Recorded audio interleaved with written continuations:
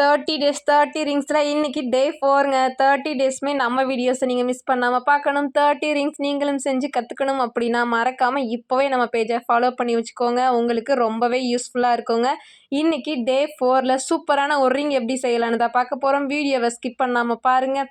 First வயரை cut பண்ணி எடுத்துகிட்டு நான் கிறிஸ்டல் பீட் தாங்க எடுத்திருக்கேன். கிறிஸ்டல் பீடை இது போல் லோட் பண்ணி எடுத்துக்கோங்க. எக்ஸ்ட்ரா இருக்கக்கூடிய வயரை கட்டர் யூஸ் பண்ணி கட் பண்ணி எடுத்துக்கோங்க. வீடியோவை கவனமாக பாருங்கள், உங்களுக்கு கிளியராக புரியும். அதுக்கப்புறம் ப்ளையர் யூஸ் பண்ணி இது போல் ரவுண்ட் ஷேப்பில் வளைச்சி எடுத்துக்கணுங்க. வளைச்சி கம்ப்ளீட் பண்ணதுக்கப்புறம் பார்த்தீங்கன்னா நமக்கு இது போல் தான் இருக்கும். இப்போது நம்ம இதை ரவுண்ட் ஷேப்பில் வளைச்சி எடுத்துக்க போகிறோங்க. இதுக்கு ரவுண்ட் ஷேப் இருக்கக்கூடிய ஒரு பொருள் வந்து எடுத்துக்கோங்க. அந்த பொருள் வந்து எதுவாக வேணாலும் இருக்கட்டும், பட் ஆனால் அது நல்ல ஒரு ரவுண்ட் ஷேப்பில் இருக்கிற மாதிரி பார்த்து எடுத்துக்கோங்க.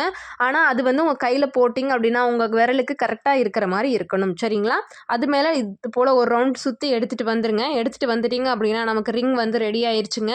அவ்வளோதான், சரிங்களா? இப்போ பாருங்கள், நம்ம ரிங் வந்து செஞ்சு கம்ப்ளீட் பண்ணியாச்சு. இந்த ரிங்கை நம்ம 2 டைப்ஸில் போட்டுக்கலாம். நான் 2 டைப்லேயுமே உங்களுக்கு போட்டு காமிச்சிருக்கேங்க. இது டைப் 1ங்க. இது போலவும் நம்ம ரிங்கை போட்டுக்கலாம். இன்னொன்று வந்து டைப் 2ங்க. நம்ம இது போலவும் ரிங்கை வந்து போட்டுக்கலாம். உங்களுடைய சாய்ஸ் தான். உங்களுக்கு எப்படி விருப்பமோ அப்படி ரிங்கை போட்டுக்கோங்க.